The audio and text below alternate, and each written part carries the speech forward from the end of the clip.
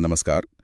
आज हम भारत के प्राचीन इतिहास की एक लंबी कहानी पर नजर डाल रहे हैं, लगभग 5000 साल पुरानी, जैसा कि हमारे स्रोतों में दिया गया है। हाँ, बिल्कुल। कोशिश ये है कि जो मुख्य सभ्यताएं हैं उनकी खास बातें समझें, मतलब सिंधु घाटी से लेकर गुप्त काल के स्वर्ण युग तक। चलिए देखते हैं ये स्रोत क्या कहते हैं। बिल्कुल, और ये देखना भी काफ़ी दिलचस्प होगा कि कैसे इतने लंबे समय में अलग-अलग संस्कृतियां पनपीं और उनका क्या योगदान रहा इन स्रोतों के अनुसार। तो शुरुआत करते हैं हड़प्पा सभ्यता से। सिंधु घाटी सभ्यता दुनिया की सबसे पुरानी शहरी सभ्यताओं में से एक, हाँ हाँ, स्रोत बताते हैं कि हड़प्पा, मोहनजोदाड़ो जैसे शहर थे। और उनकी वो नगर योजना कमाल की थी। सीधी सड़कें, नालियां, सोचिए उस जमाने में। बिल्कुल, बहुत उन्नत। और स्रोत मेसोपोटामिया से व्यापार का भी जिक्र करते हैं। वो एक जैसे वजन और मोहरें भी इस्तेमाल करते थे। हाँ, वो मानीकरण दिखता है। सही बात है। ये दिखाता है कि समाज कितना संगठित रहा होगा। लेकिन वो लिपि जो अब तक पढ़ी नहीं जा सकी, वो एक रहस्य है। हाँ, वो तो है। और एक बात और, स्रोत कहते हैं कि बड़े युद्धों के निशान नहीं मिलते, शायद शांतिपूर्ण समाज। ये विचार भी ध्यान खींचता है। खैर, इसके बाद स्रोत हमें ले जाते हैं वैदिक सभ्यता की ओर। हाँ, वैदिक काल नाम वेदों पर पड़ा, जो हिंदू धर्म के सबसे पुराने ग्रंथ माने जाते हैं। स्रोत कहते हैं ये इंडो आर्यन लोग थे। भाषा शुरुआती संस्कृत, ऋग्वेद, सामवेद जैसे ग्रंथ लिखे गए। और समाज शुरू में तो कबीलाई और पशुपालक था, है ना? हाँ, बिल्कुल। बाद में धीरे धीरे खेती की तरफ बढ़े और यहीं पर वो वर्ण व्यवस्था की शुरुआत हुई, जाति व्यवस्था का प्रारंभिक रूप। अच्छा, और यज्ञ वगैरह? यज्ञ आम थे। स्रोत बताते हैं कि इंद्र, अग्नि जैसे प्रकृति देवताओं की पूजा होती थी। धार्मिक और सामाजिक महत्व था इन यज्ञों का। फिर आता है महाजनपदों का दौर, लगभग 6ठी सदी ईसा पूर्व के आसपास। हाँ, उत्तरी भारत में करीब 16 बड़े राज्य उभरे।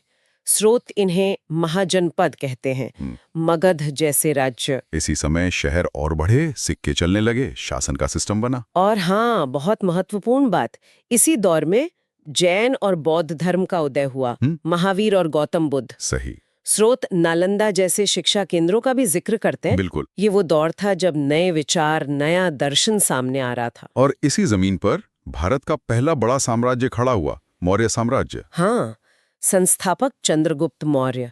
लेकिन सम्राट अशोक के समय ही अपने चरम पर था। अशोक, कलिंग युद्ध के बाद उन्होंने बौद्ध धर्म अपना लिया। ये एक बड़ा मोड़ था। बिल्कुल। और फिर उन्होंने अहिंसा, धम्म, नैतिक जिम्मेदारी, सहनशीलता और लोगों की भलाई पर बहुत जोर दिया। और उनके वो शिलालेख पूरे भारत में मिलते हैं, चट्टानों पर, खंभों पर। वो शिलालेख तो कमाल के ऐतिहासिक रिकॉर्ड है। सीधी जानकारी मिलती है उनके शासन और विचारों की।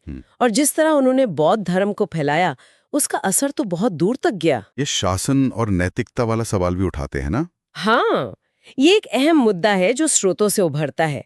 अच्छा, मौर्यों के बाद कौन? गुप्त साम्राज्य। गुप्त साम्राज्य, हाँ। जिसे अक्सर भारत का स्वर्ण युग कहते हैं। हाँ, स्रोत बताते हैं कि शांति, समृद्धि और सांस्कृतिक विकास का समय था, इसीलिए स्वर्ण युग। शासक जैसे चंद्रगुप्त प्रथम, समुद्रगुप्त, चंद्रगुप्त द्वितीय। और उपलब्धियां गणित में देखिए, शून्य का विचार, दशमलव प्रणाली यहीं से आई। अरे हाँ, और खगोल विज्ञान, आर्यभट्ट का काम। बिल्कुल। संस्कृत साहित्य का विकास हुआ, कालिदास जैसे कवि, कला, मंदिर, मूर्तियां सब फले फूले। और वो विश्वविद्यालय, नालंदा, तक्षशिला, ज्ञान के कितने बड़े केंद्र थे। सही बात है, इसीलिए इसे स्वर्ण युग कहते हैं। शांति और समृद्धि तो थी ही, साथ में विचारों और कला का भी जबरदस्त विकास हुआ।